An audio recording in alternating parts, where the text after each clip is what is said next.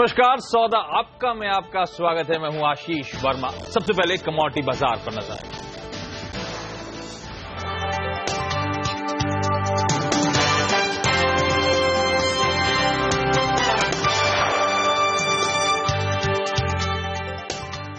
OPEC की बैठक से पहले अंतर्राष्ट्रीय बाजार में कच्चे तेल में गिरावट शुरू हो गई है। नामिक्स पर क्रूड का दाम करीब 1% गिर गया है। $60 के नीचे कारोबार हो रहा है। ब्रेंट में भी करीब ½ % की कमजोरी है। सोने और चांदी में भी बेहद छोटे दायरे में कारोबार हो रहा है। इस बीच मॉनसून पिछड़ गया है। इस पर अब तक के सभी अनुमान गलत साबित हुए हैं। 31 मई तक आने की उम्मीद थी, लेकिन भारतीय मौसम विभाग के मुताबिक अब यह 4 जून तक ही केरल तट पर पहुंच सकेगा। हालांकि उत्तर भारत के कई इलाकों में प्री मानसून बारिश शुरू हो गई है, लेकिन बारिश अगर कम होती है तो खरीफ, दलहन और तिलहन की खेती का पर बुरा असर पड़ेगा। ऐसे में इनकी कीमतें भी ऑब्वियस है कि प्रभावित होंगी। आज डॉलर के मुकाबले रुपए में कमजोरी है। ऐसे में देखते हैं घरेलू कमोडिटी मार्केट्स की ओपनिंग किन लेवल्स पर होती है। और वैसे भी ध्यान रखें, बेहद इंपॉर्टेंट कच्चे तेल के लिहाज से यह हफ्ता है, क्योंकि इसी हफ्ते 5 जून को ओपेक की वो बैठक होने वाली है, जिसमें तमाम ओपेक के मेंबर्स हैं वो डिस्कस करेंगे कि प्रोडक्शन कट होना चाहिए या नहीं होना चाहिए। ज्यादातर जानकार या एस्टिमेट्स तो या फिर एक्सपेक्टेशंस तो यही है कि ओपेक फिर से कोई मूवमेंट नहीं दिखाएगा, प्रोडक्शन में कोई कटौती नहीं होगी। क्योंकि ध्यान रखें, यूएस में ऑयल रिग्स घटने के बावजूद यूएस में रिकॉर्ड लेवल्स पर वहां पे स्टॉक फाइल्स आपको नजर आएंगे। इसीलिए अब तक बहुत ज्यादा इंपैक्ट प्रोमिनेंट लोअर कच्चे तेल का यूएस शेल प्रोडक्शन पे नहीं पड़ता हुआ नजर आया, और इसी के चलते एक्सपेक्टेशंस है कि शायद स्टेटस को मेंटेन रहे। भारत में मार्केट खुलता हुआ कच्चा तेल आपकी स्क्रीन पर 1% का दबाव, ऑलमोस्ट 40 रुपए नीचे 38-30 के लेवल्स पर कच्चे तेल ने यहां पे शुरुआत करी है। और वैसे भी ध्यान रखिए, जैसे मैं हाईलाइट कर रहा था, फ्राइडे के ट्रेडिंग सेशन में 5% के आसपास का जंप कच्चे तेल में आता हुआ देखा था। तब खबरें यहां आई थी कि यूएस में जो ऑयल रिग्स हैं उसमें अब तक का सबसे बड़ा दबाव देखने को मिला है। ऑयल रिग्स का जो काउंट है उसमें सिग्निफिकेंट डाउनफॉल देखने को मिला था, और उसके बाद हमने देखा था फ्राइडे के ट्रेडिंग सेशन में स्ट्रांग मूव्स आते हुए। हालांकि आज ऊपरी स्तरों से दबाव है, और दबाव अब ओपेक से पहले नर्वसनेस भी कह लीजिए, लेकिन अभी भी तमाम रिग्स की कमी होने के बावजूद मार्केट्स ओवर सप्लाइड है, तो वो भी ऑब्वियसली प्ले अप होता हुआ। नेचुरल गैस आपकी स्क्रीन पर आया था। इंटरनेशनल मार्केट्स में ऑलमोस्ट 1% की कमजोरी के साथ नेचुरल गैस ने शुरुआत करी है। सिमिलर टर्म्स में भारतीय बाजारों में भी ऑलमोस्ट उसी मैग्नीट्यूड का फॉल है। 1% के उससे ज्यादा की कमजोरी। 168 के लेवल्स पर ₹1.80 नीचे यहां पे नेचुरल गैस खुलती हुई। बुलियन मार्केट की तरफ मूव करिए, वहां पे किस तरह की ओपनिंग हो रही है। शुरुआती ट्रेड्स में $1190 के आसपास अर्ली एशियन ट्रेड्स में हमने देखा था सोने का दाम। भारतीय बाजारों में भी एकदम सपाट प्रीवियस क्लोजिंग लेवल्स के आसपास ही शुरुआत होती हुई। 23 रुपए नीचे 26,837 के लेवल्स हैं। लेकिन ध्यान रखें, सोने में जो पिछले गेन्स आए हैं या फिर अभी भी 1190 के लेवल्स जो इंटरनेशनल मार्केट में होल्ड करा, इसीलिए क्योंकि ग्रीस को लेकर कंसर्न्स एक बार फिर से माउंट होती हुई। इससे पहले बीते हफ्ते में हम हाईलाइट कर रहे थे कि ग्रीस के ऑफिशियल स्पोक्सपर्सन की तरफ से स्टेटमेंट्स आए थे।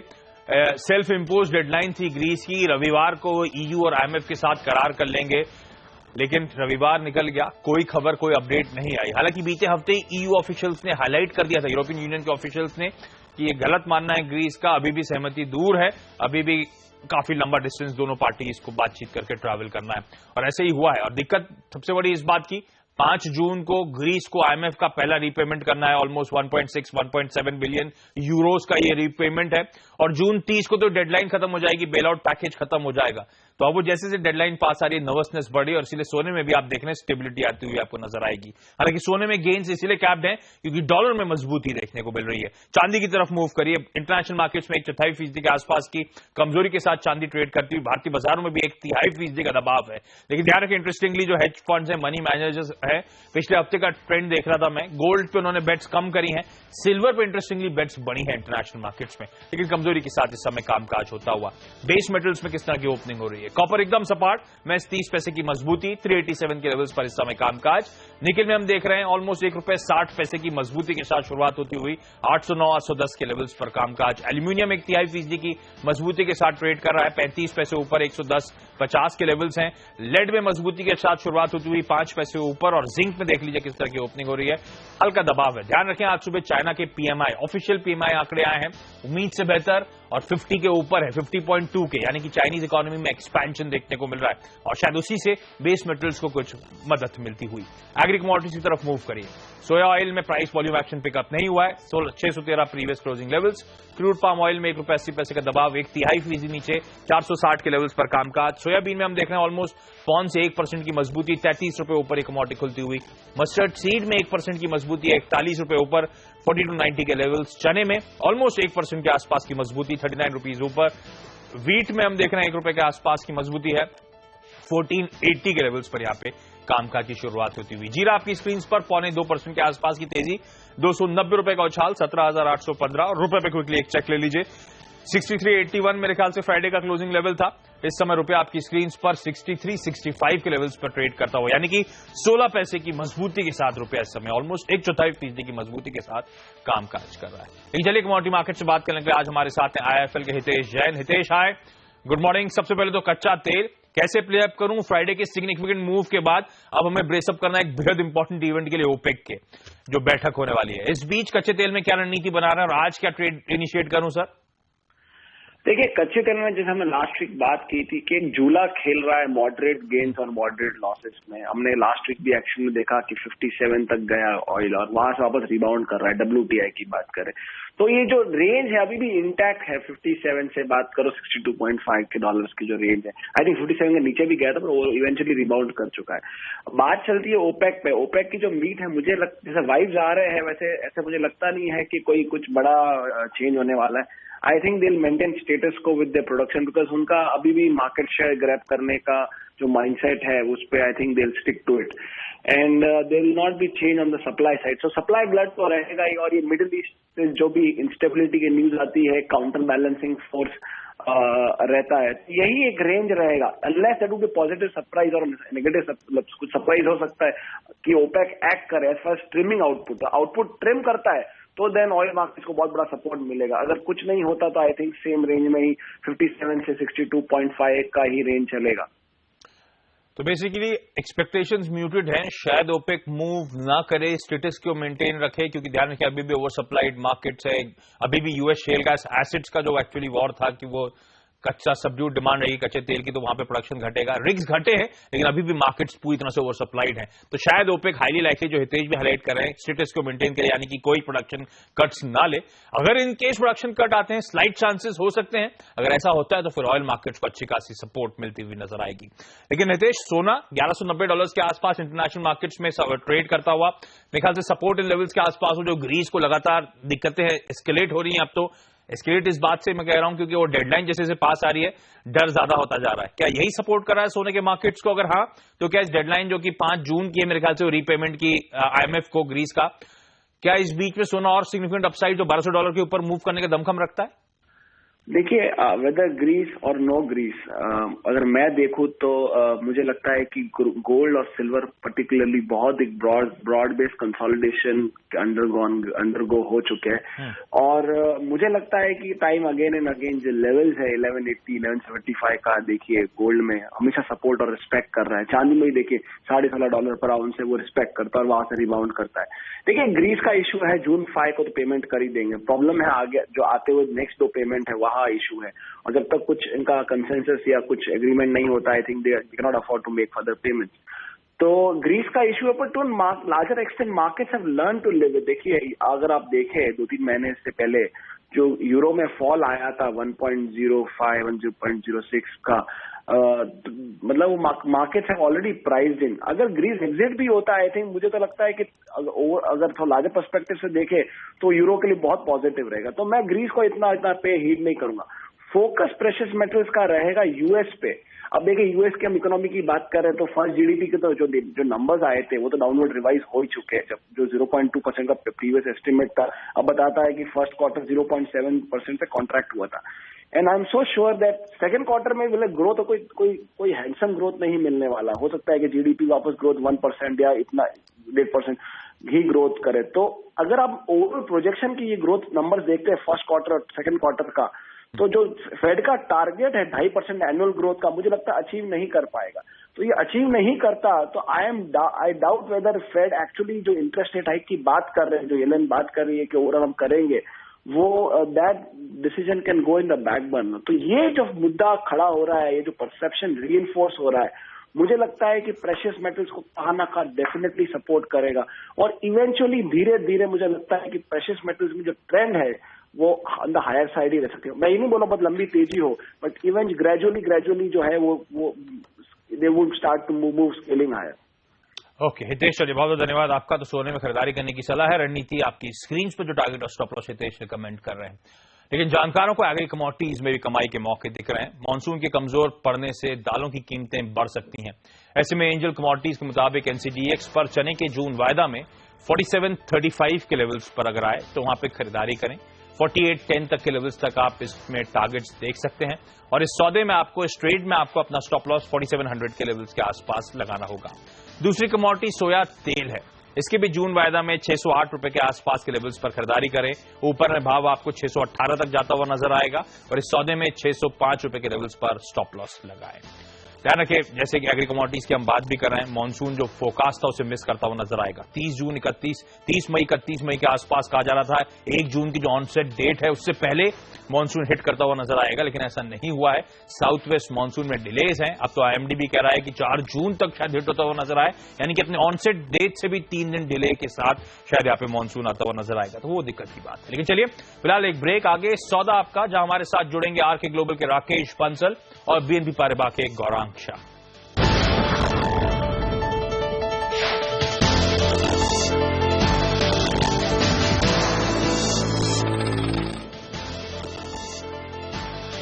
ब्रेक के बाद आपका स्वागत है और इंडियन मार्केट्स का क्विकली एक चेक ले लीजिए। ध्यान रखें, हफ्ते का पहला ट्रेडिंग सेशन और क्रेडिट पॉलिसी से एग्जैक्टली एक दिन पहले बड़ा सबड्यूड शांत ट्रेड इंडियन मार्केट्स में देखने को मिल रहा है। आपको याद होगा फ्राइडे को इंडियन मार्केट्स में बेहद तगड़े मूव्स थे, 1.25% के आसपास के गेन्स थे, अच्छा खासा बाइंग मोमेंटम पिकअप होता हुआ नजर आया था। उसके बाद आज एकदम सपाट शांत कामकाज हो रहा है। सेंसेक्स निफ्टी महज कल फ्राइडे के क्लोजिंग लेवल्स के आसपास इस समय ट्रेड करते हुए, हालांकि दिन के लोज से हल्की रिकवरी जरूर है। लोज इसीलिए क्योंकि इंटरनेशनल क्यूज बड़े पॉजिटिव नहीं थे। फ्राइडे को अमेरिकन मार्केट्स दबाव में थे, एक आधे से मेरे ख्याल से 2.5% की कमजोरी थी। यूरोपियन यूनियन के तमाम मार्केट्स तो तगड़ा प्रेशर झेल रहे थे, 2 से 2.5% तक की कमजोरी कई सारे मार्केट्स में वहां पे देखने को मिली थी।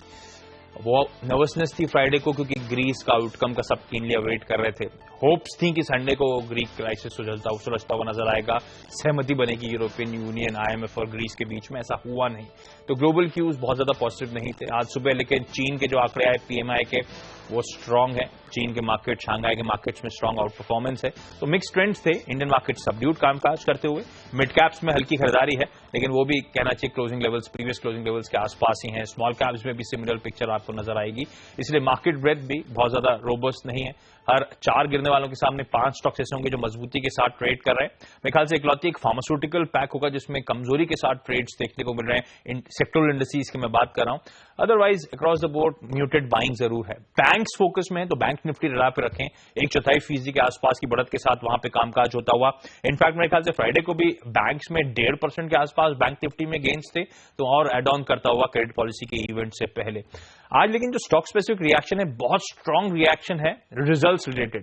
ध्यान रखें, फ्राइडे और सैटरडे मैक्सिमम, सैटरडे तक सारे तिमाही रिजल्ट्स ऑलमोस्ट डन हो चुके हैं। अब हमने वो जो मार्च क्वार्टर की अर्निंग्स थी पूरी देख ली हैं। अब उसके बाद जो ओवर द वीकेंड फ्राइडे की क्लोजिंग के बाद से जो नंबर्स आए थे, उन पे बड़े शार्प रिएक्शंस हैं। नेवली लिग्नाइट का स्टॉक आएगा, स्ट्रांग नंबर्स इस कंपनी ने घोषित करे, 9.5-10% की मजबूती के साथ ये काउंटर इस समय कामकाज करता हुआ।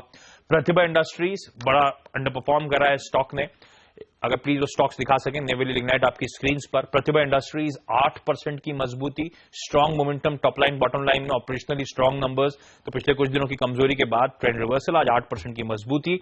बीईएमएल मेरे ख्याल से फ्राइडे को भी 6% की मजबूती थी, आज रिजल्ट आने के बाद 7% ऊपर ये स्टॉक कामकाज करता हुआ और बेहतरीन परफॉर्मेंस Q4 में। हालांकि इस कंपनी का मैनेजमेंट लगातार हाईलाइट कर रहा था कि Q4 वो क्वार्टर होगा जब अर्निंग्स में पिकअप देखने को मिलेगा, वाकई ऐसा हुआ है। बेहद स्ट्रांग ऑपरेशनल परफॉर्मेंस भी है इस कंपनी का। एक ही चीज पर नजर रखें कि किस हद तक यहां से फर्दर क्वार्टर्स में ये मोमेंटम जो Q4 में फाइनेंशियल से पिकअप करा है सस्टेन हो सकता है। आईटीआई ये कंपनी प्रॉफिट्स में आई है versus Q on Q losses versus year on year losses, शायद उस बात का फायदा 5-6% की मजबूती है। सिप्ला नंबर्स मिक्स थे, कुछ पॉजिटिव थे कुछ निगेटिव्स थे, लेकिन स्टॉक 3% की मजबूती दिखा रहा है। पिछले 5-6 महीने से वैसे भी ये रिलेटिवली नॉन परफॉर्मर ही रहा है। मैंगलोर केमिकल्स, जहां पे खबरें हैं कि शायद यूबी ग्रुप भी अपना स्टेक बढ़ाता हुआ नजर आएगा इस कंपनी में। तो आपको याद होगा जुआरी के ओपन ऑफर के बाद 50% के ऊपर जुआरी का स्टेक चला गया था, तो अब उस खबर के चलते 2-2.5% की तेजी है। जस्ट डायल के नंबर्स अच्छे हैं, बायबैक की बात हो गई है, 2.5% की मजबूती यहां पर है। एनएचपीसी के नंबर्स अच्छे हैं, 1.25% के आसपास के गेंस हैं। बड़ा दिग्गज आया था लास्ट एंड 2 प्रो सैटरडे को नंबर्स आए थे, नंबर्स कमजोर हैं, लेकिन नंबर्स में हाईलाइट ऑर्डर बुक एक्रीशन और आउटलुक की जिस मैनेजमेंट बात कर रहा है, कंस्ट्रक्शन और इंफ्रा स्पेस में जिस तरह का थ्रस्ट मिल रहा है, इसीलिए आप देख रहे हैं स्टॉक में प्रेशर नहीं है, क्योंकि आप जिस तरह से ऑर्डर बुक एक्रीशन है वो कॉन्फिडेंस दे रहा है आउटलुक के लिहाज से। 0.5% के आसपास के गेन से यहां पर है। लेकिन मैंने कहा था फार्मास्यूटिकल्स में दबाव है, सिप्ला जरूर अच्छा परफॉर्म कर रहा होगा। सन फार्मा का स्टॉक देखिए, पहली बार सन और रैनबैक्सी कंबाइन ने अपने नंबर्स घोषित कर रहे थे और सारे एनालिस्ट एक्सपेक्टेशन शायद गलत पड़े इस कंपनी को लेकर। सन फार्मा का स्टॉक 9% कमजोर है, मार्जिन्स में तगड़ा कॉन्ट्रैक्शन है, प्रॉफिटेबिलिटी में तगड़ा प्रेशर देखने को मिल रहा है। जहां हम 4 डिजिट प्रॉफिट्स की बात कर रहे थे, 3 डिजिट पे इस कंपनी के प्रॉफिट्स आए, इसलिए स्टॉक पे ऐसा रिएक्शन है। ग्लेनमार्क फार्मा, आपसे कुछ देर बाद इस कंपनी के मैनेजमेंट से हम बात भी करेंगे, 3.5% की कमजोरी के साथ ये स्टॉक भी ट्रेड करता हुआ। लेकिन चलिए, आपको जो तमाम स्टॉक्स हैं उन पर सलाह देने के लिए आज हमारे साथ आरके ग्लोबल के राकेश बंसल और बीएनपी पारिवारिक के गौरांग शाह जुड़ रहे हैं। गौरांग, सबसे पहले तो रिजल्ट सीजन क्योंकि ऑलमोस्ट अब तो खत्म ही हो गया है, कैसा रहा है ये परफॉर्मेंस, और इन नंबर्स को देखकर अभी भी डर है क्या कि FY16 में पिकअप होगा नहीं होगा वाकई इंडिया इंक का? क्योंकि अब तक तो तमाम अटकलें लगाई गई थी, तमाम गेस एस्टिमेट जो थे हम लोग उस पर मिस आउट करते हुए नजर आए हैं। सेक्टोरली एंड बाय एंड लार्ज अगर आप तुलना करें इस तिमाही के नतीजे जो हमने देखे हैं, तो जाहिर है वहां पर निराशा काफी हद तक हाथ लगी, और खास करके कुछ क्षेत्र से जहां आपसे ये उम्मीद थी कि रुझान जो है वो सकारात्मक होगा। अब सूरत हाल कितनी जल्दी बदलते हैं ये देखना जरूरी होगा। जमीनी स्तर पर जिस तरीके से सरकार के तरफ से कदम उठाए जाएंगे, ब्याज दरों में किस तरह से बदलाव होता है, तो मुझे ये लग रहा है कि अर्निंग्स को अपने जो सूरत हाल है उसमें सुधार करने में कम से कम 1 या 2 तिमाही का समय लग सकता है। और ये एक अच्छी बात है, क्योंकि पिछले कुछ समय में मूल्यांकन को लेकर के काफी ऊपर की तरफ के इजाफे देखे थे। अगर ये मूल्यांकन अगर आप नतीजों या फिर अर्निंग्स पर निर्भर करते हैं तो थोड़े बहुत ऊपर की तरफ थे, तो एक रियलिस्टिक मेरे ख्याल से अब करेक्शन आया है और उसके पश्चात अब ये कंसोलिडेशन का दौर होगा। और बाजार भी मुझे नहीं लग रहा है कि आपको 3-6 महीने में बहुत ही ऊपर की तरफ के दायरे देखने मिले। कंसोलिडेशन हो ताकि अगला ऊपर की तरफ का पड़ाव जो भी हम देखें वो हम झेल सके और वहां पर टिक सके। चलिए, तो 1 से 2 क्वार्टर्स और लग सकते हैं इंडिया इंक के वाकई फंडामेंटल से फाइनेंशियल से क्वार्टरली परफॉर्मेंस में इंप्रूवमेंट में। वैसे तो रिजल्ट्स पे एक स्नैपशॉट था, ध्यान रखें आज एक डिटेल्ड कवरेज हमारी रिजल्ट्स पे होगी 12:30 बजे दिन में, जब हमारे साथ तमाम एक्सपर्ट्स जुड़ेंगे बाजार के, ब्रोकरेजेस के, जो बताएंगे रिजल्ट सीजन कैसा रहा और यहां से इंडिया इंक के लिहाज से आउटलुक कैसा नजर आता है। लेकिन गौरांग, कल जो क्रेडिट पॉलिसी आने वाली है, वाकई क्या रूम है, कितना रूम है? 1/4% के 25 बेसिस पॉइंट्स के आसपास का एक कट आप भी एक्सपेक्ट कर रहे हैं क्या? और उसके बाद एक लॉन्ग पॉज? वेल, देखिए, गवर्नर साहब की सोच और समझ पर किसी तरह का आकलन लगाना बहुत मुश्किल है, बिकॉज अनप्रिडिक्टेबल है। और 1/4 का अनुमान तो ज्यादातर बाजार में जितने भी पार्टिसिपेंट्स हैं ये भी लगा करके चल रहे हैं और हम भी लगा करके चल रहे हैं। और अगर ऐसा होता है तो मेरे ख्याल से एक नीजक रिएक्शन ऊपर की तरफ आपको बाजार में देखने मिलेगा। बैंकिंग, इंटरेस्ट सेंसिटिव एनबीएफसीज और ओवरऑल शेयर बाजार में एक सूरत हाल सुधरती हुई नजर आएगी। लेकिन क्या ये कितना टिक पाएगा, और अगर 25 बेसिस पॉइंट की कटौती नहीं होती है तो क्या विपरीत चाल बाजार चलेगा, ये मेरे ख्याल से सवाल बहुत बड़ा है compare to 25 basis point cut, क्योंकि 1/4 का तो अनुमान ज्यादातर लोगों का है और वो ऑलरेडी प्राइस इन है। तो मुझे नहीं लग रहा है कि ज्यादा फर्क बाजार में पड़ेगा। हाँ, ऊपर की तरफ के रुझान हो गया, फिर अगली कटौती कब देखने मिलेगी और कितनी मात्रा में देखने मिलेगी, मेरे ख्याल से ये तो जो आंकड़े अर्थव्यवस्था के उभर करके आएंगे, महंगाई दर के, विकास दर के और आईआईपी के, और मौसम बरसात का बहुत जल्द मेरे ख्याल से दस्तक दे देगा उत्तरी सदर्न इंडिया में, तो वो भी मेरे ख्याल से एक फूड इन्फ्लेशन पर निर्भर करता है। तो मुझे लग रहा है कि 25 बेसिस पॉइंट शायद आपको कल देखने मिले। उसके बाद बरसात की, बारिश की सीजन जब खत्म हो जाती है तो क्या इम्पैक्ट आता है उसके पश्चात आपको देखने मिलेगा। राकेश, चार्ट्स के कह रहे हैं, निफ्टी कैसा लग रहा है आपको? इससे पहले जब दरों में कटौती हुई थी तब तो बाजार ने टॉप आउट कर दिया था, कल भी ऐसा लाइक्लीहुड प्ले आउट हो सकता है क्या sir? Good morning Ashish ji. Ashish ji, Nifty देखें तो निफ्टी ने फ्राइडे के सेशन में 8355 के ऊपर एक अच्छा ब्रेकआउट दिखाया है और मेरा ऐसा मानना है निफ्टी में ट्रेंड इंटैक्ट है। उस दिन भी हमने एक बाई कॉल दी थी, उस समय 8270 का स्टॉप लॉस था, अब ये स्टॉप लॉस 8369 के लेवल पे आ चुका है। मेरे को लगता है कि एक रैली बनेगी आशीष जी। इससे पहले जो 2 बार रेट कट हुए थे तब मार्केट्स में चार्ट्स के ऊपर कोई ऐसे इंडिकेशन नहीं थे।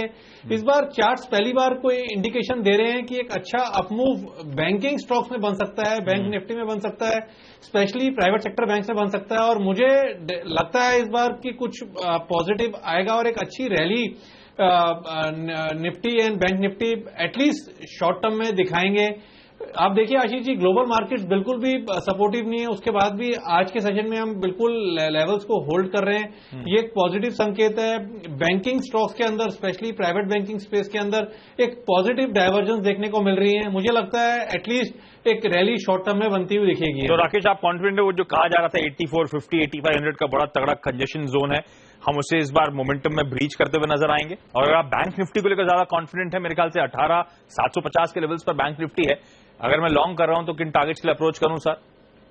देखिए आशीष जी, मैं कॉन्फिडेंट हूं निफ्टी एक बार को रैली दिखाएगा। 8500 को ब्रीच करने का भी पोटेंशियल रखता है, बट एक चीज पे डाउट है कि ग्लोबल मार्केट सपोर्टिव नहीं है। देखना यह है कि ये रैली कितनी देर सस्टेन करती है, इन चीजों को देखना पड़ेगा। और बैंक निफ्टी के अंदर देखें तो मुझे लगता है बैंक निफ्टी 19,350 से लेकर 19,450 तक की रैली इजीली दिखा सकता है। ओके, चलिए राकेश गौरांग, आप दोनों हमारे साथ बन रहिए। आगे हमारे दर्शकों की जो तमाम क्वेरीज आई हैं उनके सॉल्यूशंस आपसे लेंगे सर, लेकिन यहाँ पे एक छोटा सा ब्रेक ले लेते हैं। ब्रेक के बाद फोकस करेंगे ITL पे, यानी कि इंडियन ट्रेडर्स लीग पे। इस छोटे से ब्रेक के बाद देखेंगे क्या है लीडरशिप बोर्ड, कौन जीत रहा है, और एक कोशिश करेंगे उन्हें एक्सपर्ट से जो ITL में इस टाइम पे लीड कर रहे हैं उनसे बातचीत करने की।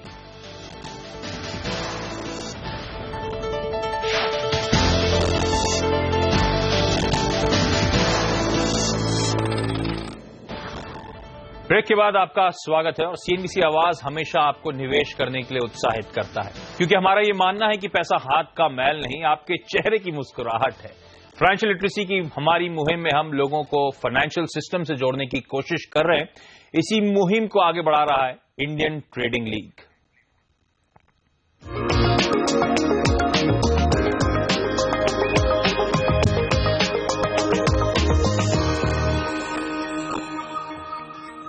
CNBC आवाज पर शुरू हुए इस महामुकाबले में हम 4 कैटेगरी में खिलाड़ियों को खिला रहे हैं। ट्रेडिंग, इन्वेस्टमेंट, विमेन और कमोडिटी कैटेगरी में खिलाड़ी अपने अपने दांव लगा रहे हैं। बात करते हैं उन खिलाड़ियों की जो अपनी अपनी कैटेगरी में आगे चल रहे हैं। ट्रेडर्स लीग में 76.9% के साथ विश्वेश रावल पिछले हफ्ते के विनर रहे हैं, जबकि विमेन्स लीग में अनसुआ भट्टाचार्य जीती हैं। कमोडिटी लीग में निखिल देसाई पहले नंबर पर हैं। लेकिन चलिए ट्रेडर्स लीग में विजयी विश्वेश रावल से हम बात करते हैं। विश्वेश जी, एक हफ्ते में 77% के रिटर्न्स, गजब कर दिया सर आपने। क्या रणनीति थी, क्या स्ट्रैटेजी थी?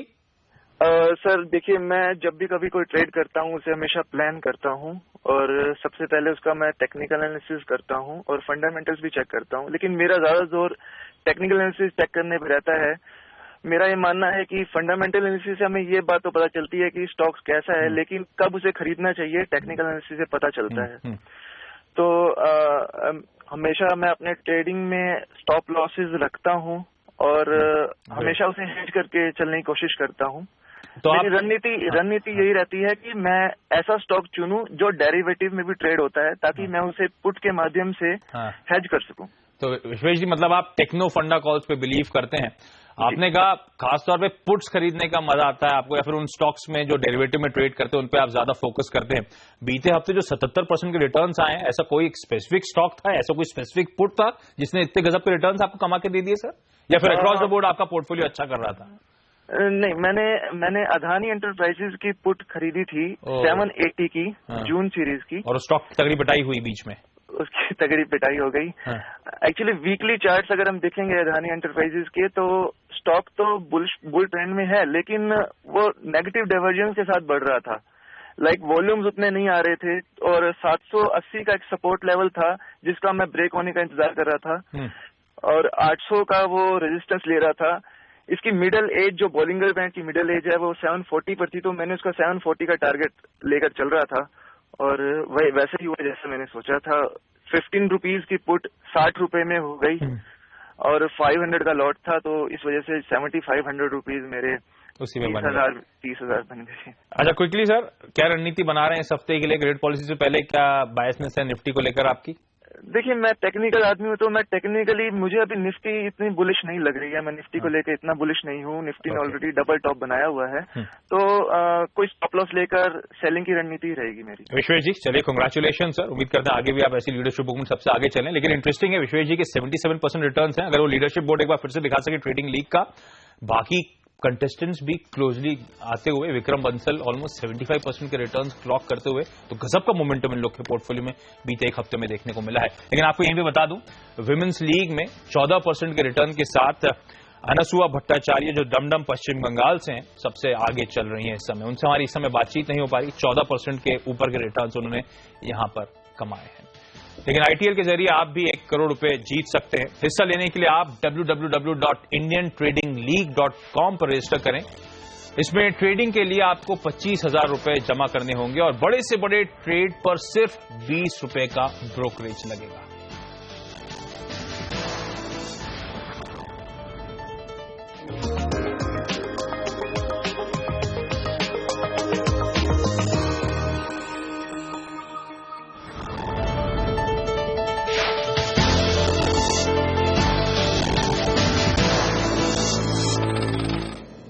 ब्रेक के बाद आपका स्वागत है और सौदा आपका में आगे बढ़ने से पहले देख लेते हैं इस वक्त की हेडलाइंस। कंस्ट्रक्शन दिग्गज एल&टी ने चौथी तिमाही के नतीजों से किया निराश। मुनाफा 27% लुढ़का, लेकिन मजबूत ऑर्डर बुक से आगे के लिए संकेत काफी अच्छे। फिर बढ़े एटीएफ के दाम। आईओसी ने घरेलू एयरलाइंस के लिए एटीएफ 7.5% महंगा किया। एलपीजी भी 11 रुपए महंगा हुआ। आज से मोबाइल, रेस्टोरेंट्स में खाना और ट्रेन, हवाई सफर हुआ महंगा। सर्विस टैक्स की दर बढ़कर 14% हुई। सरकार ने इनकम टैक्स रिटर्न भरना किया आसान। सरल फॉर्म में विदेश यात्रा की जानकारी या खर्च बताना नहीं होगा जरूरी। इस साल 31 जुलाई के बजाय 31 अगस्त तक भरा जा सकेगा रिटर्न।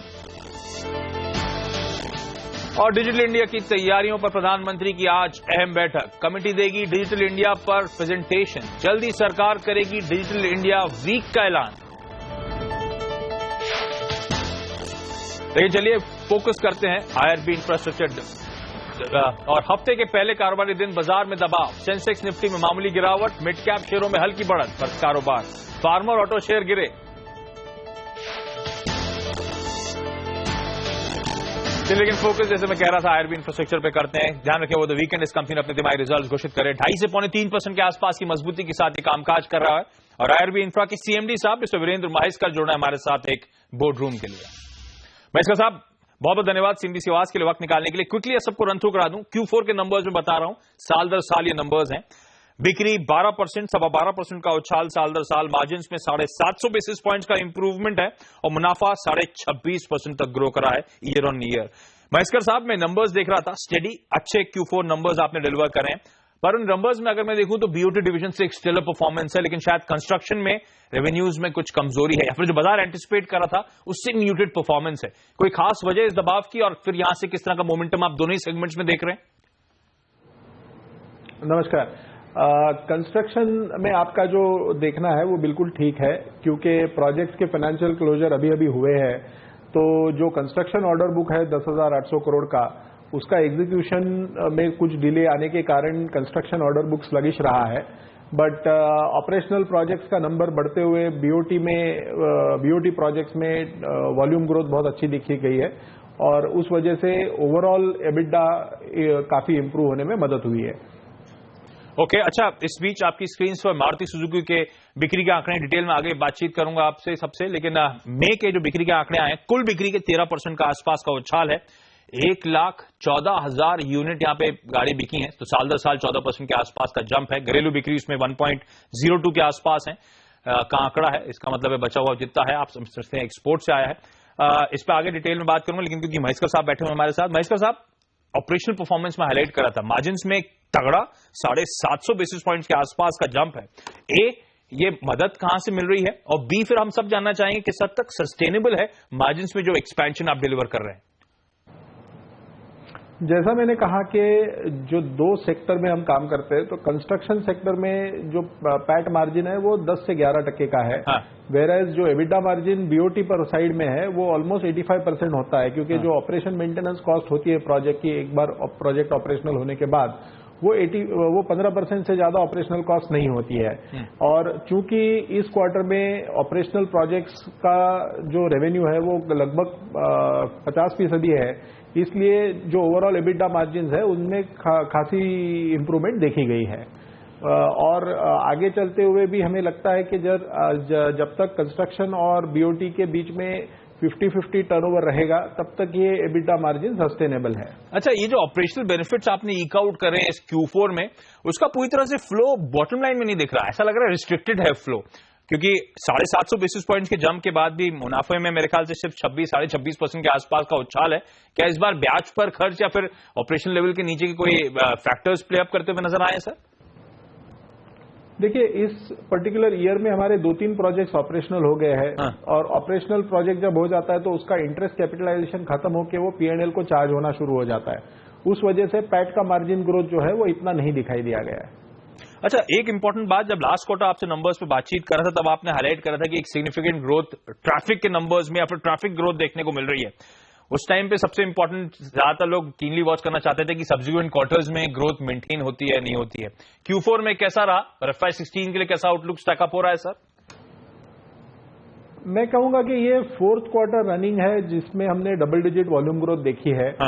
तो इसलिए हम इस चीज को बिलीव करना चाहेंगे कि ये वॉल्यूम ग्रोथ सस्टेनेबल है, और जब तक जीडीपी ग्रोथ अच्छी बनती दिखाई देगी तब तक ये वॉल्यूम ग्रोथ आगे भी सस्टेन होना पॉसिबल लगता है। अच्छा, NHAI की तरफ से पॉजिटिव स्टेटमेंट्स, नितिन गडकरी की तरफ से बड़े एग्रेसिव स्टेटमेंट्स आ रहे हैं। ऑन ग्राउंड कितने हालात इंप्रूव हुए हैं? क्या ऑर्डर्स वाकई तगड़ी तरह से ट्रिकल इन अप हो रहे हैं? इस टाइम पे IRB इंफ्रास्ट्रक्चर की ऑर्डर बुक कैसी है? डील पाइपलाइन कैसा नजर आ रहा है और कितने कॉन्फिडेंट है FY16 में जाते हुए सर आप? जहां तक ऑर्डर पाइपलाइन का सवाल है, NHAI has been on record to say कि भाई उनको 8000 किलोमीटर के प्रोजेक्ट्स इस साल टेंडर करने हैं, जिसमें से 50% प्रोजेक्ट्स जो है वो they will be bidding out on BOT is what they have said. तो ये BOT स्पेस में हम जरूर बिडिंग करेंगे, और ऑलरेडी एक प्रोजेक्ट में हम प्रेफर्ड बिडर करके उभर के आए हुए हैं, जो 6 laning of Agra Etawah project है, और आगे चल के भी जैसे जो वायबल प्रोजेक्ट दिखेंगे उसमें हम बिड करेंगे।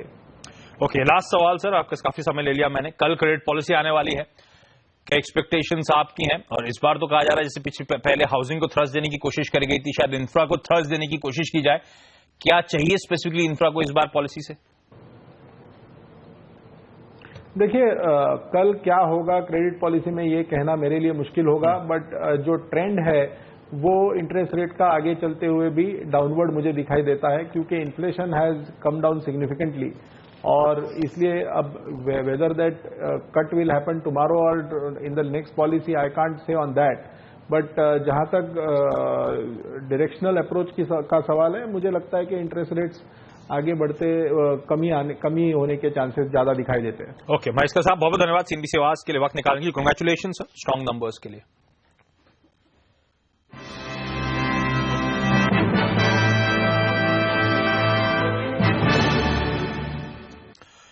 IRB इंफ्रा का ये था मैनेजमेंट CMD साहब। ध्यान रखें, वैसे ज्यादातर एनालिस्ट की one of the top picks में देख रहा था ये कंपनी है, क्योंकि जिस तरह का प्ले है रोड सेक्टर पे, जिस तरह की इसकी पोर्टफोलियो स्ट्रेंथ है, लेवरेज कम है इस कंपनी का, स्ट्रॉन्ग कैश फ्लोज है, बैलेंस शीट थोड़ी सी बेहतर है, और अच्छी खासी किटी है ऑर्डर्स की, उसको देखते हुए ज्यादातर लोग मानते हैं कि इंटरेस्टिंग कंपनी हो सकती है। गौरंग, IRB इंफ्रा आपको पसंद है? क्या कॉल होगा आपका इस पे? आशीष, पहले तो डिस्क्लोजर के हाँ हमारी पॉजिटिव कवरेज है IRB इंफ्रा पर, और जो नतीजा है मेरे ख्याल से एक समय बाद कुछ आशा की किरण दिखाई दे रही है। इंफ्रास्ट्रक्चर सेक्टर में सूरत हाल सुधरते हुए नजर आते हैं। लक्ष्य हमारा बहुत ही करीब का है, मेरे ख्याल से 265 से लेकर के 285 तक का। और इंफ्रास्ट्रक्चर भी काफी बाधाओं के साथ जूझता हुआ नजर आता है। जैसे हम एलएनटी के बारे में भी जिक्र कर रहे थे जब नतीजे आए थे कि पॉलिसीज और एग्जीक्यूशन को लेकर के कुछ तकलीफ है, वैसी तकलीफ यहां पर भी नजर आती है। अगर आपका लंबी अवधि का नजरिया है तो मेरे ख्याल से आपको शायद ऊपर की तरफ के दायरे मिल सकते हैं। हाल फिलहाल on the higher side 265 to 285 का लक्ष्य हमारा है आईआरबी इंफ्रा। चलिए, तो प्रेफर्ड बेट है, लेकिन फिलहाल के लिए अपसाइड स्टॉक प्राइस के लिहाज से लिमिटेड नजर आती है। छोटा सा ब्रेक। गौरंग और राकेश हमारे साथ बने हुए, अब तक आपके सवाल जवाब शुरू नहीं हो पाए। इस ब्रेक के बाद पूरी तरह से उसी पे फोकस।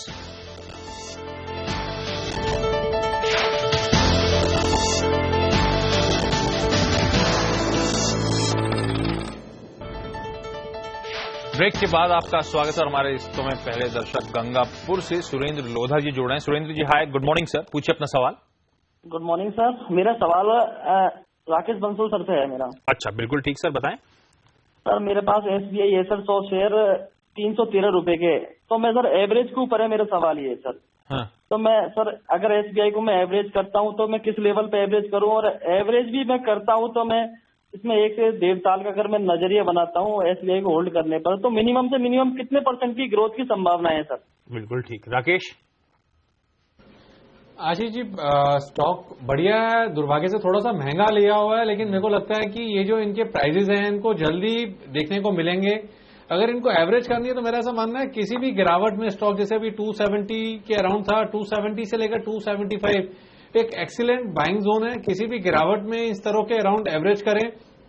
मुझे लगता है कि स्टॉक में एक रैली बनेगी और 6 से 6 महीने में मेरे को लगता है 330 प्लस के लेवल्स इसके अंदर देखने को मिल सकते हैं। ओके, चलिए चंडीगढ़ से SM भट्ट साहब हमारे साथ जुड़ रहे हैं। भट्ट साहब हाय, गुड मॉर्निंग सर, पूछिए अपना सवाल। Same to you, good morning sir. मेरा जो है एक तो अदानी इंटरप्राइजेज लिया है मैंने, उसमें 780 के रेट पे लिए हैं 50 शेयर। हाल की हाई में ले लिया आपने? हाँ जी, बहुत हाई में ले लिया, और उसमें मतलब काफी वॉलेटिलिटी इसमें देखी गई है, काफी डाउन आ गया सर उसमें। और उसमें LIC हाउसिंग फाइनेंस है, मैंने 430 के 200 शेयर दिए हैं, इसमें मतलब काफी लॉस है सर उसमें। वो 430 की बाइंग है तो 7-8 रुपए के आसपास पर शेयर लॉस होगा, है ना? जी अच्छा। सर, एक ABB में मैं सवाल लेना चाह रहा हूँ। ABB है मेरे 20, बहुत पुरानी बाइंग है, मतलब 2008 की, और उसके आगे क्या करना चाहिए? 20 शेयर है 1500 के लगभग। 1500 की बाइंग है तो वो भी 1300-1350 पे चल रहा है। अच्छा ये बताएं भट्ट साहब, Adani enterprises LIC housing finance लंबी अवधि के लिहाज से लिया था या फिर ट्रेडिंग के नजरिए से उतरे थे आप इस पे? नहीं सर, ये तो LIC हाउसिंग फाइनेंस तो लंबी के लिए है, मतलब काफी लॉन्ग टर्म के लिए है, और ये अदानी वाला जो है थोड़ा टाइम के लिए, शॉर्ट टर्म के लिए लिया था। आगे क्या करना चाहिए सर उसमें?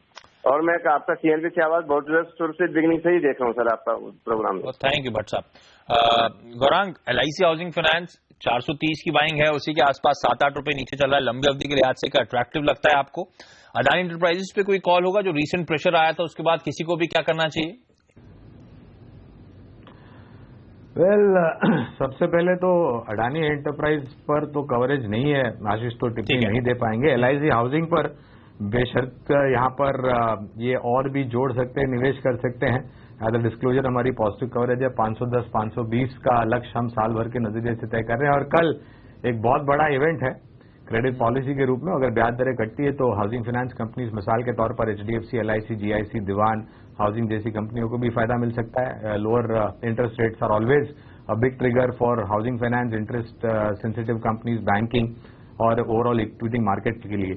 SBI पे जो उनका सवाल था, ऊपर के तरफ उनका निवेश है 313 के आसपास, मौजूदा स्तर पर मेरे ख्याल से और भी जोड़ सकते हैं। गिरावट काफी सीमित है, नीचे की तरफ दायरे हमें काफी सीमित लग रहे, और 345 से 365 का लक्ष्य स्टेट बैंक ऑफ इंडिया में लेकर के चल सकते हैं। अडानी एंटरप्राइज अनफॉर्चुनेटली टिप्पणी नहीं कर पाऊंगा। अदानी एंटरप्राइजेस, राकेश क्या करना चाहिए इनको? इन्होंने तो रिसेंट हाईस पे ले लिया, वहां से एकदम तगड़ा प्रेशर स्टॉक झेल रहा है, आज भी कमजोरी 2-2.5% के आसपास की। आशीष जी, स्ट्रक्चर पॉजिटिव है, एकदम हाईस के अराउंड स्टॉक को खरीदा है, इस कारण से वहां से स्टॉक ने करेक्शन ली है, तब इसलिए पेन हो रहा है। मेरे को नहीं लगता है कि यहां से कोई बहुत बड़ी गिरावट देखने को मिलेगी। नीचे में 635 से लेकर 650 एक स्ट्रॉन्ग सपोर्ट जोन है, और किसी कारण से अगर स्टॉक 650 के अराउंड आता है और पॉकेट इनकी अलाउ करती है तो मैं सलाह दूंगा एवरेजिंग करें, जिससे इनकी कॉस्ट कम होगी, और पोजीशन को होल्ड करते हैं तो दोबारा से स्टॉक 800 के लेवल तक की रैली दिखा सकता है। ओके, चलिए एक काम करते हैं, आप एक छोटा सा ब्रेक लेते हैं, लेकिन ब्रेक पे जाने से पहले आपको बता दूं 4 जून को यानी कि इस हफ्ते गुरुवार को हम लेकर आ रहे हैं CNBC awards travel awards 2015। Chhattisgarh सरकार के सहयोग से इस ट्रैवल अवार्ड का आयोजन रायपुर में होगा। ये CNBC ट्रैवल अवार्ड्स का 9वां साल है। इसमें मुख्य अतिथि होंगे छत्तीसगढ़ के सीएम डॉक्टर रमन सिंह, केंद्रीय टूरिज्म राज्य मंत्री डॉक्टर महेश शर्मा और छत्तीसगढ़ के टूरिज्म मंत्री दयालदास बघेल खास मेहमान होंगे। ट्रैवल अवार्ड के जरिए सीएनबीसी आवास टूरिज्म इंडस्ट्री से जुड़ी संस्थाओं, कंपनियों और व्यक्तियों को उनके योगदान के लिए सम्मानित करता है।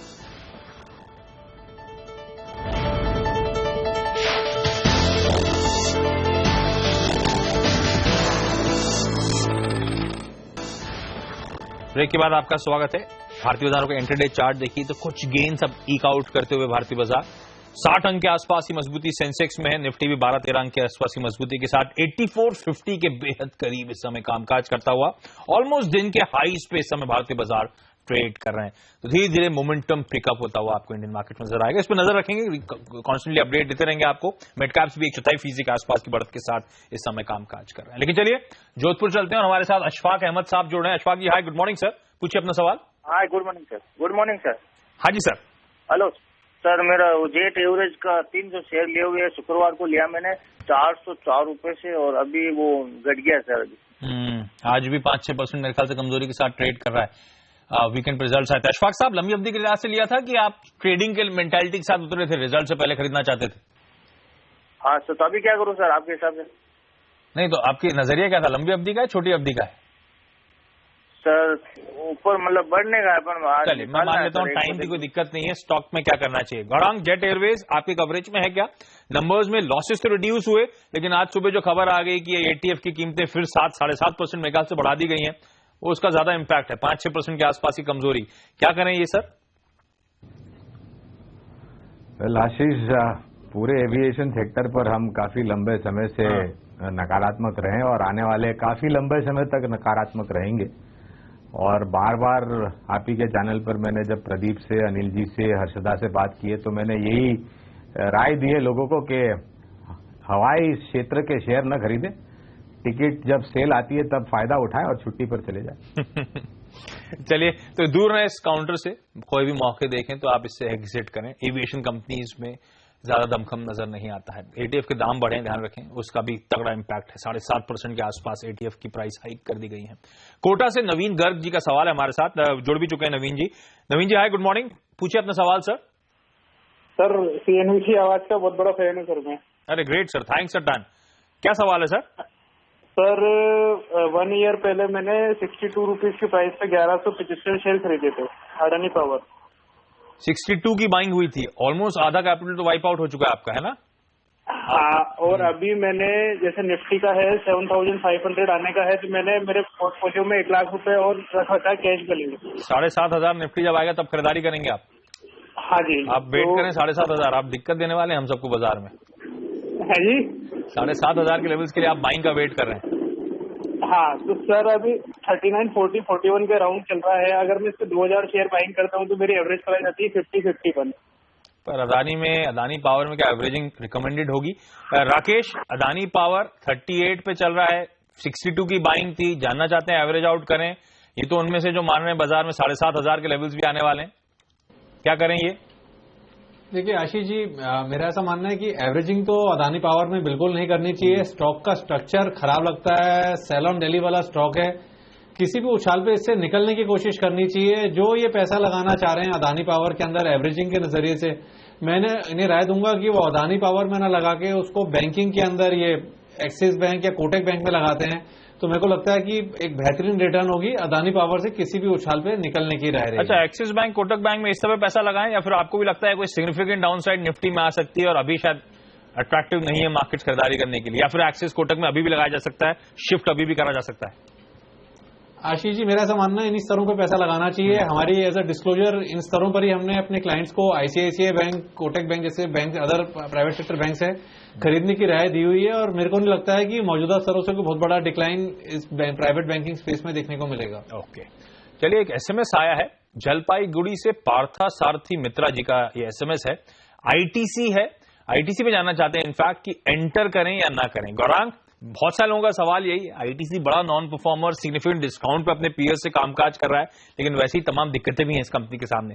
क्या इन लेवल्स पे अट्रैक्टिव है, खरीदारी करूं मैं लंबी अवधि के लिहाज से? आशीष, पहले तो डिस्क्लोजर की हमारी कवरेज है यहाँ पर। लेकिन इस बारी जो नतीजे आए थे तो जो तंबाकू और तंबाकू पदार्थों का कारोबार है आईटीसी का, वहां पर काफी सालों बाद, मेरे ख्याल से 7 साल बाद एक डीग्रोथ वॉल्यूम में दिखाई दिया, जो कि ये दर्शाता है कि एक्साइज ड्यूटी के माध्यम के द्वारा में जो बढ़ोतरी की गई थी इनके जो भी सिगरेट बिजनेस के प्रोडक्ट्स है वहां पर ये पास ऑन नहीं कर पा रहे हैं, एक डीग्रोथ देख रहे हैं वॉल्यूम में, पहली बात। दूसरी बात, ये शुरुआत है, आने वाले तिमाही नतीजे में इसका असर और गहरा होता हुआ नजर आएगा, ये एक मेरे ख्याल से बहुत ही नकारात्मक बात। दूसरी चीज, जो अन्य कारोबार है आईटीसी के, वहां से जो मात्रा में योगदान आना चाहिए था वो नहीं आ रहा है, तो ये दूसरी नकारात्मक बात है। मेरे मायने में अगर आपको कंज्यूमर एफएमसीजी क्षेत्र में निवेश करना है तो एचयूएल या फिर गोदरेज कंज्यूमर प्रोडक्ट्स या फिर मैरिको या डाबर, ये हाल फिलहाल बेहतर विकल्प है। आईटीसी पे दूसरी भी खबर थी कि ये सोच मैनेजमेंट जता रही थी कि सिगरेट कारोबार को अलग करके दूसरी कंपनी में लिस्ट किया जाए, इस पर मेरे ख्याल से कोई और टिप्पणी नहीं आई। तो मेरा ये मानना है कि एफएमसीजी क्षेत्र में आईटीसी में फिलहाल थोड़ा दूर रहना चाहिए। ओके, तो अभी भी दूर है, इस काउंटर में खरीदारी ना करें सर। यहाँ पे एक छोटा सा ब्रेक लेते हैं। गौरांग और राकेश हमारे साथ बने हुए हैं। ब्रेक के बाद भी आपकी जो तमाम क्वेरीज हैं उनको सॉल्व करने की कोशिश करेंगे।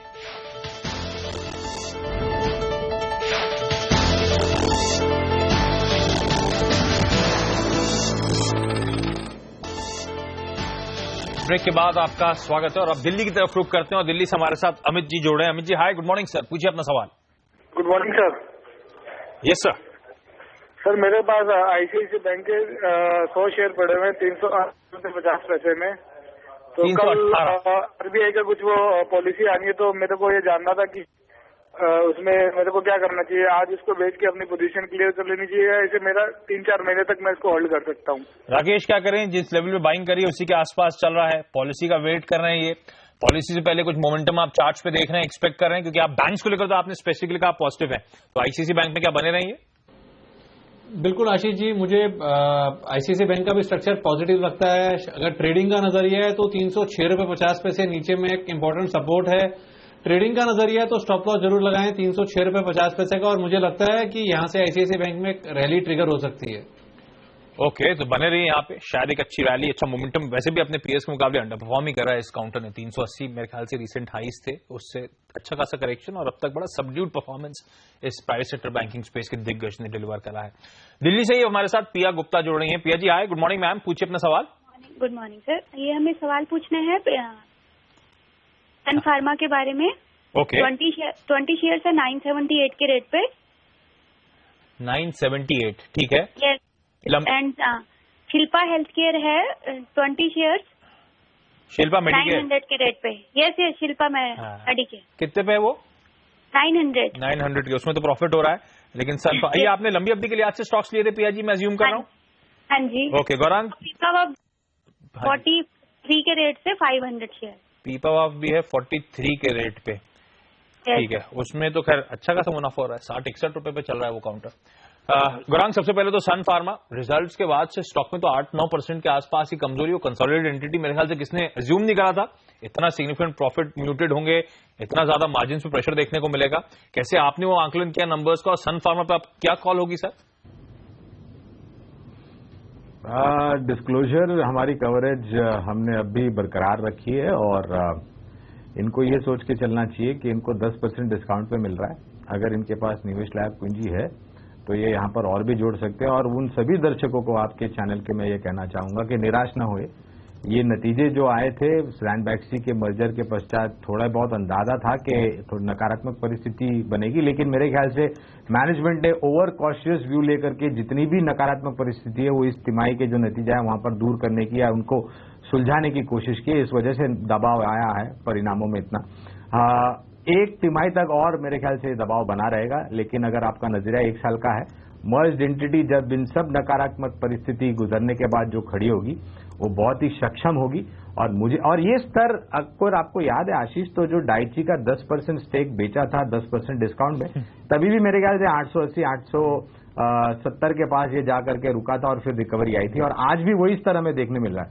तो मुझे यहां से नीचे की तरफ के दायरे काफी बिल्कुल ही नहीं लग रहे, काफी सीमित लग रहे हैं। किसी को नए तरीके से निवेश करना है तो वो भी मैं कवायद करूंगा, और अगर किसी को एवरेज करना है तो ये भी मेरी राय होगी कि इस स्तर पर आप एवरेज कर सकते हैं, बशर्ते कि आपका नजरिया लंबी अवधि का हो। ओके, तो पिया जी, सन फार्मा चाहे तो एवरेज करें, बने रहें, लंबी अवधि के लिहाज से कॉल है ये। लेकिन राकेश, इनके दो स्टॉक्स और हैं, पीपावाव डिफेंस और शिल्पा मेडिकेयर। इन दोनों के चार्ट्स क्या कहते हैं? पीपावाव की खरीदारी 43 की है, शिल्पा मेडिकेयर की बाइंग मेरे ख्याल से 900 रुपए पर शेयर की है। देखिए आशीष जी, शिल्पा मेडिकेयर का टेक्निकल स्ट्रक्चर पॉजिटिव है, बट स्टॉक नीचे से काफी रैली ले चुका है और ऊपर में काफी नेगेटिव डाइवर्जेंस है। और जब भी ऐसी डाइवर्जेंस ऐसे छोटे काउंटर्स में देखने को मिलती है तो कभी वर्टिकल फॉल भी आता है और स्टॉक में इनको मुनाफा हो रहा है। जिन स्तरों पे इन्होंने स्टॉक को लिया है, मुझे नहीं लगता है कि वो कोई पोजीशन को लंबी अवधि के लिए स्टॉक को खरीद के होल्ड करने की लेवल्स हैं। इन्हें राय दूंगा शिल्पा मेडिकेयर में तो मुनाफा वसूली करके पोजीशन से बाहर आना चाहिए। दूसरा जो इनका स्टॉक है पिपावा शिपयार्ड, इसमें इनके साथ एडवांटेज है कि इन्होंने काफी नीचे का खरीदा हुआ है, यहां से एज ऑफ नाउ डाउनसाइड कम लगती है। बट मैं अगर इनकी जगह होता तो इन स्तरों पे पिपावा से निकलता और उस पैसे को प्राइवेट बैंकिंग स्पेस में एक्सिस, आईसीआईसीआई, इंडसइंड बैंक या कोटक बैंक यहां पे मैं लगाता। ओके, चलिए अब इंदौर से हमारे साथ मनीष जैन साहब जुड़ रहे हैं। Manish ji hi, good morning sir, पूछिए अपना सवाल। तो मैंने डीएलएफ के सेल खरीद लगे थे 151 रुपए, तो उससे ज्यादा क्या रखना चाहिए? बाय कर दूं। 198 की बाइंग थी आपकी। हाँ। गौरांग, अपने रीसेंट लोज जो देखे थे हमने वहीं के आसपास फिर से पहुंचता हुआ नजर आ रहा है, जब वो सेबी की गाज गिरी थी। अब भी फिर से वो 120 के आसपास आ गया, तब हालांकि 110 या उसके सब 110 के लेवल्स देखे थे हमने।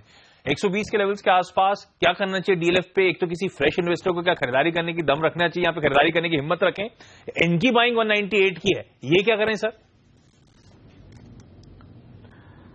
वेल, ये सवाल कुछ समय पहले पूछ सकते थे और करीबन आधा हो चुका है इनका निवेश, तो आइंदा मेरे ख्याल से आप ध्यान रखें, पहली बात। दूसरी बात, मुशक्कत काफी कर रही है मैनेजमेंट डेट को कम करने के लिए, लेकिन वहां पर किसी तरह की सहायता या सहूलियत इनको नहीं मिल रही है। हालांकि आज भी कुछ 1000 करोड़ जुटाने की कोशिश, ऐसा कुछ खबर में आया था।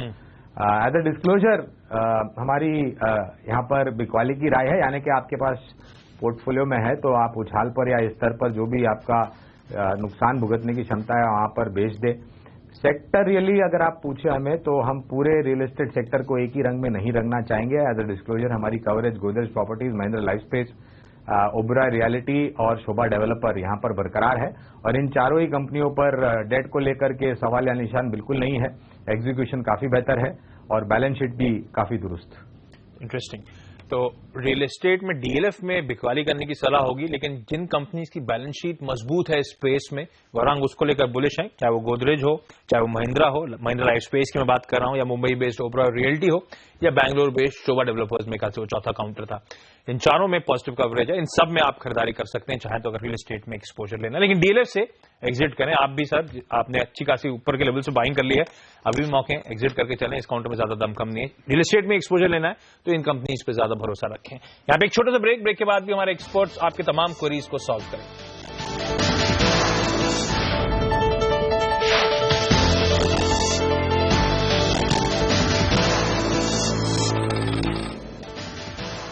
ब्रेक के बाद आपका स्वागत है और अब हमारे साथ दिल्ली से विजय चोपड़ा जी जुड़ रहे हैं। Vijay ji hi, good morning sir, पूछिए अपना सवाल। यार लॉजिस्टिक हमारे पास 300 शेयर हैं। VRL logistics. हाँ जी, हाँ जी। और तलवरकर फिटनेस। ओके, किस्ते पे आएंगे तलवरकर की सर? हाँ जी, तलवरकर हमारा 340 के है, 60 शेयर। हाँ जी। चोपड़ा साहब लंबी अवधि के निवेशक हैं? हाँ जी। गौरांग, दोनों कंपनी में किसी को ट्रैक करते हैं? VRL लॉजिस्टिक्स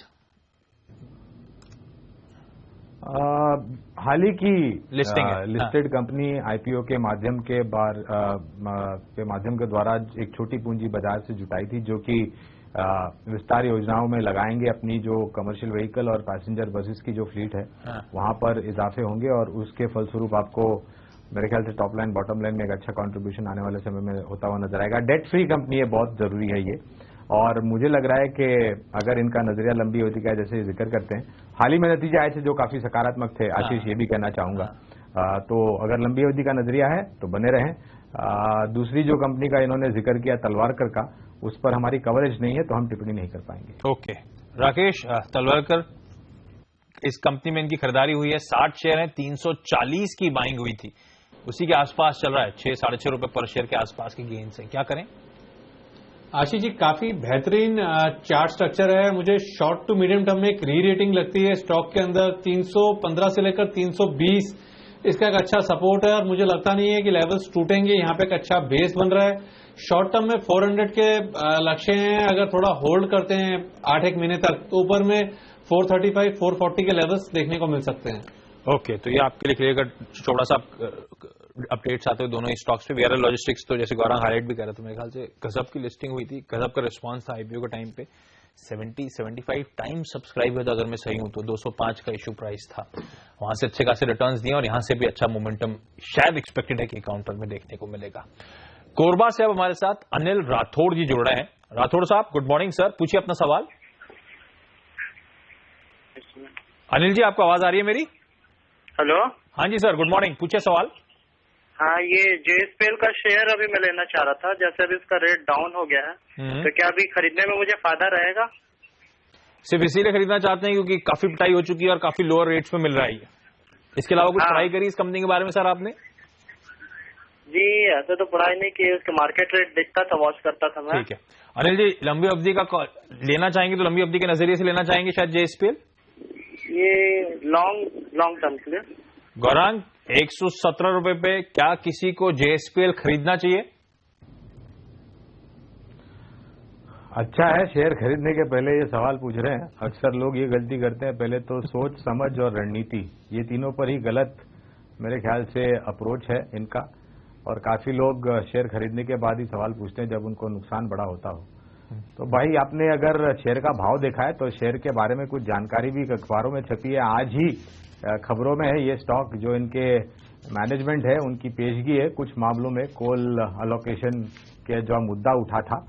और एज अ डिस्क्लोजर हमने यहाँ पर बिकवाली की राय दी है, तो मेहरबानी करके आप मूल्यांकन पर आकर्षित होकर के निवेश न करें। ये एक आधार होता है और दूसरा आधार होता है खबरों कंपनी के बारे में जानकारी रखना। धातु क्षेत्र से ऐसे भी आप अगर दूर रहें वही बेहतर है। हमारे राय में बैंकिंग कल बहुत बड़ा ट्रिगर है और बैंकिंग कल के ट्रिगर को छोड़ के भी हमें अर्थव्यवस्था में सुधार के बलबूते पर बैंकिंग सेक्टर अच्छा लगता है। आईटी, ऑटोज, टेलीकॉम और एक क्षेत्र है जहां पर आप निवेश कर सकते हैं। एफएमसीजी के बारे में हमने काफी कुछ बातें की है। ऑयल मार्केटिंग कंपनी, हालांकि रुझान अच्छा है, गिरावट पर आप निवेश करें। और स्टॉक में निवेश करने से पहले आप जानकारी ले लें और दिग्गजों पर ध्यान दें, यही मेरी राय है। और लंबी अवधि का नजरिया रखें। आकर्षित होकर के आप मूल्यांकन को देख करके अगर निवेश करते हैं तो आपकी रणनीति गलत हो सकती है और आपको पूंजी में हानि बढ़ सकती है। इंटरेस्टिंग। तो मेटल्स में वैसे भी पॉजिटिव कवरेज नहीं है, दबाव एक्सपेक्टेड है और उसमें जेएसपीएल पे तो और प्रेशर आप झेलते हुए नजर आएंगे। तमाम कंसर्न्स वे कर रहे हैं, तो जो प्राइस दिख रहा है 117 रुपए पे बड़ा पिटाई हो चुकी है ऊपरी लेवल से, तो अट्रैक्टिव होगा ऐसा नहीं है। अभी भी तमाम दिक्कतें इस कंपनी के सामने, तो इससे दूर रहें। इंटरेस्टिंगली इस बातचीत में मुझे लगता है कि दोनों ही एक्सपर्ट्स मानते हैं बैंकिंग पे पॉजिटिव है। राकेश भी हाईलाइट कर रहे थे, गौरांग ने भी उसी बात को फिर से हाईलाइट किया है। तो बैंक्स पे शायद आप फोकस करें, प्राइवेट सेक्टर बैंकिंग स्पेस को लेकर दोनों एक्सपर्ट्स बुलिश हैं, वहां पे चाहें तो आप खरीदारी करें। जेएसपीएल में इन लेवल्स पे खरीदारी इस समय तो नहीं बनती। इस बीच बैंक निफ्टी आपकी स्क्रीन पर 0.5% के गेंस के साथ अब कामकाज करता हुआ अब धीरे धीरे लो लेवल से मोमेंटम पिकअप होता हुआ, फ्राइडे को 1.5% की मजबूती थी, आज अब 0.5% और एडअप होता हुआ बैंक निफ्टी में। कल के ऑल इंपॉर्टेंट क्रेडिट पॉलिसी जो 11 बजे आने वाली है उससे पहले फिर से इस पॉकेट में बाइंग इमर्ज होती हुई। लेकिन गौरांग के लिए बहुत धन्यवाद सर, सीएनबीसी आवाज के लिए वक्त निकालने के लिए। आज कोई डिस्क्लोजर्स? आशीष, आपका भी बहुत बहुत शुक्रिया। जिन क्षेत्रों के बारे में हमने आज बात की है और जिन शेयर के ऊपर हमने हमारी राय आपके सामने रखी है, वहां पर मेरा कोई निजी निवेश नहीं है, लेकिन हमारे क्लाइंट्स को इसी तरह की राय हम देते हैं। Thank you so much sir. चलिए यहाँ पे एक छोटा सा ब्रेक ले लेते हैं। ब्रेक के बाद शेयरों पर फटाफट सलाह राकेश बंसल के साथ स्टॉक फटाफट में।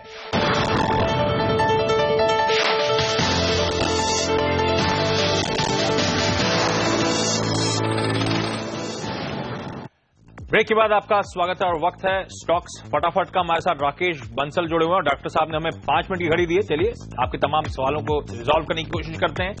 लास्ट इन टूब्रो पे सवाल है रांची से शुभ्रा का। 200 शेयर है, 1451 की बाइंग हुई है। राकेश क्या करें? आशीष जी, मेरा सा मानना है होल्ड करना चाहिए, थोड़ा सा नजरिया लंबी अवधि का बना के पोजीशन को होल्ड करना चाहिए। राजकोट से नीलेश का सवाल, ड्रेजिंग कॉर्पोरेशन 300 शेयर, 467 की बाइंग। ड्रेजिंग कॉर्पोरेशन का भी स्ट्रक्चर पॉजिटिव है, थोड़ा समय देना पड़ेगा, इन्वेस्टमेंट वाला स्टॉक है, लंबी अवधि का नजरिया बनाए और पोजीशन को होल्ड करना चाहिए। गाजियाबाद से किशोर, एनएचपीसी 4000 शेयर, 23 रुपए की बाइंग है। आशीष जी, इसका स्ट्रक्चर पॉजिटिव नहीं है। मेरा ऐसा मानना है स्टॉक को, अगर ये स्टॉक रैली लेता है 26-27 रुपए तक जाता है तो उन स्तरों के आसपास स्टॉक से निकलने की कोशिश करनी चाहिए। मुंबई से राम सिंह, टाटा मोटर्स का डीवीआर है इनके पास 2000 शेयर, 189 की बाइंग। आशीष जी, काफी नीचे की बाइंग है, लंबी अवधि का नजरिया बना के पोजीशन को होल्ड करना चाहिए। कोलकाता से एसआर महेश्वरी जी का सवाल, हीलियस एंड मैथिसन 300 शेयर, 140 की खरीद थी।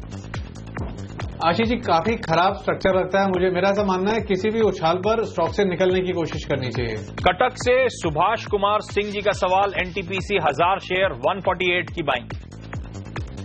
Ashish ji, decent purchase price है। मेरा ऐसा मानना है लंबी अवधि का नजरिया बनाना चाहिए और पोजीशन को होल्ड करें। जयपुर से महेश गुप्ता, रिलायंस पावर 150 शेयर, 250 की बाइंग। आशीष जी, काफी ऊपर की खरीद है और हर स्तर पर आपको निवेशक मिलेंगे जो इसमें फंसे हुए हैं। मेरी राय होगी किसी भी उछाल पर रिलायंस पावर से निकलें और उस पैसे को प्राइवेट बैंकिंग स्पेस पे लगाएं। इंदौर से मधुर जी का सवाल, तानला सॉल्यूशंस 1000 शेयर, 40 रुपए की बाइंग। आशीष जी, नीचे से एक अच्छा रिवर्सल बना हुआ है, स्टॉक अपने सपोर्ट्स को होल्ड कर रहा है। राय होगी पोजीशन को होल्ड करना चाहिए। जामनगर से जलपा पवारी जी का सवाल, स्पाइस जेट 1900 शेयर, 21 की बाइंग। आशीष जी, मेरा ऐसा मानना है इन स्तरों पर या उछाल पर इससे निकलने की कोशिश करनी चाहिए। अगर इस पैसे को ये प्राइवेट बैंकिंग में लगाते हैं तो ज्यादा अच्छा मुनाफा देखने को मिलेगा। पुणे से दीप्ति तारे जी का सवाल, एलआईसी हाउसिंग 60 शेयर्स, 245 की बाइंग। डेफिनेटली पोजीशन को होल्ड करना चाहिए और किसी के पास अगर पैसा है तो इन स्तरों पर एलआईसी हाउसिंग फाइनेंस को बाय भी किया जा सकता है। सूरत से रितुल का सवाल, मदरसन सुमी 500 शेयर, 315 की buying. Ashish ji, definitely position को होल्ड करना चाहिए। स्टॉक एक कंसोलिडेशन से गुजर रहा है, एक बेहतरीन स्तर है। मौजूदा स्तरों पर इस स्टॉक के अंदर बाइंग भी की जा सकती है। लंबी अवधि का नजरिया बना के पोजीशन को होल्ड करना चाहिए। पुणे से योगेश जोशी जी का सवाल, स्ट्राइड्स आर्को लैब 100 शेयर, 840 की buying. Ashish ji, definitely position को होल्ड करना चाहिए। नासिक से हर्षित बम का सवाल, बजाज कॉर्प 100 शेयर, 170 की बाइंग। क्लियरली पोजीशन को होल्ड करना चाहिए। किसी व्यूअर के पास अगर पैसा है तो इन स्तरों पे बजाज कॉर्प के अंदर निवेश भी किया जा सकता है। दिल्ली से अजय कुमार, आंध्रा बैंक 300 शेयर, 86 की बाइंग।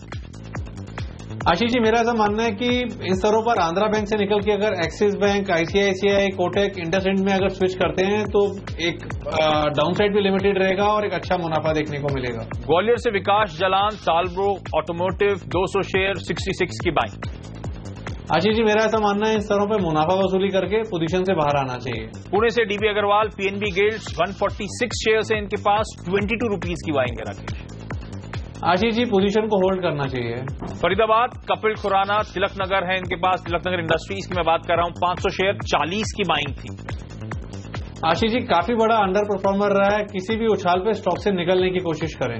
राजकोट से Manish Thakkar, granules India 500 share, 380 की बाइंग।